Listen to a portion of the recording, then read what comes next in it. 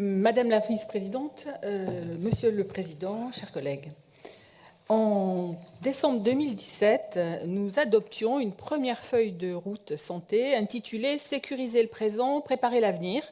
C'était un vaste programme avec de grandes ambitions autour de 4 chantiers: l'égalité des territoires face à l'accès à la santé, les défis technologiques de la médecine de demain, le chantier industriel avec l'industrie cosmétique et les dispositifs médicaux, et enfin celui de la prévention et de l'environnement avec une priorité destinée à la santé des jeunes et une attention particulière pour les pesticides impactant la santé. Le bilan en annexe de cette feuille de route, et je remercie Madame la Présidente d'avoir veillé à ce qu'il y soit, est très mitigé, parfois sévère, et de toute évidence, il n'est pas à la hauteur des objectifs que nous nous étions fixés et de nos espérances.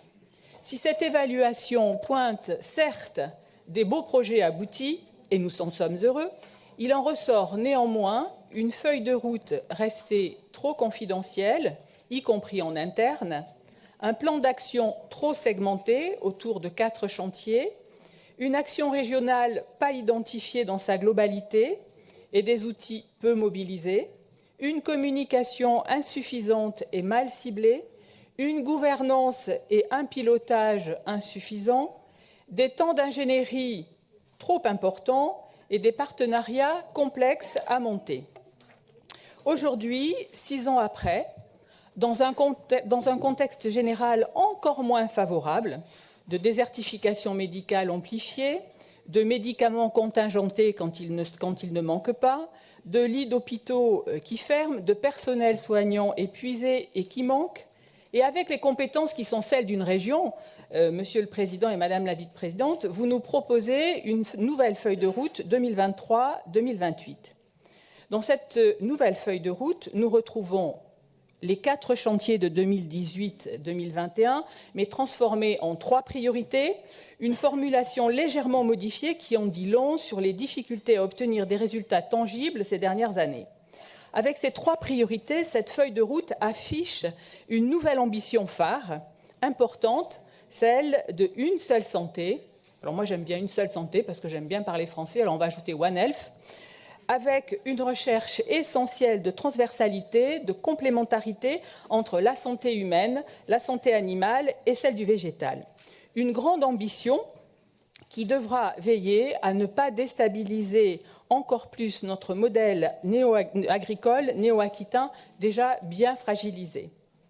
Dans cette nouvelle feuille de route 2023-2028, le diagnostic sur l'état de délabrement inquiétant de notre système de santé est malheureusement le bon. La thérapie à mettre en œuvre est bien ciblée, pertinente et ambitieuse.